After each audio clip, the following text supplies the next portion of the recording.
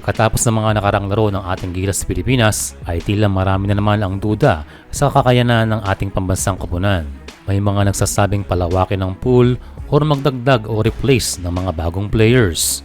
Sa replacement ay hindi yan guarantee sa ngayon dahil stick together team pa rin. Ang good sign lamang ay tinawag si Troy Rosario, pero yun ay dahil sa open spot na pansamantalang nabakante ni Kai Soto.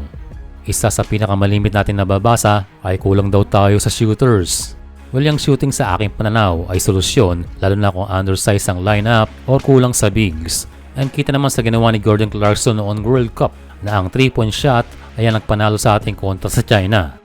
Yun ay napatunayan din ng Japan na hindi naman kalakihan ng lineup.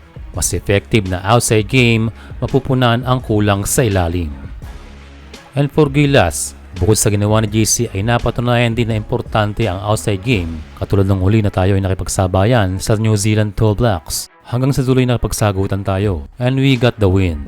Sa FIBA Okite naman ay nakasabay tayo at nanalo sa isang European team dahil swabe that time ang ating shooting.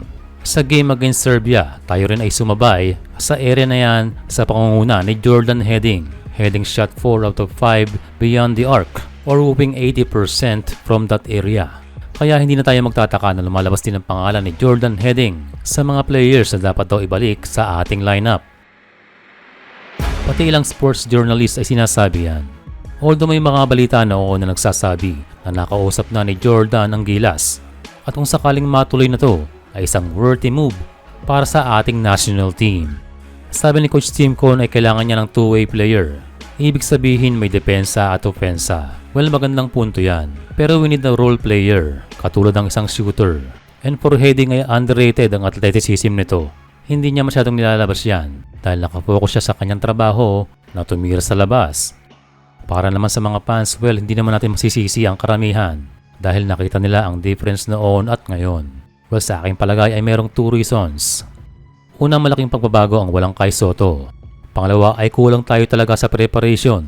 Kailangan talaga ng longer time for practice para sa adjustment ng walang 7-3.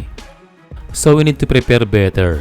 Yan lang ang missing sa Gilas ngayon. Pero for this coming FIBA Asia Cup ay parang hindi pa rin mangyayari dahil hanggang dulo pa ng July ang PBA kung hindi tayo nagkakamali.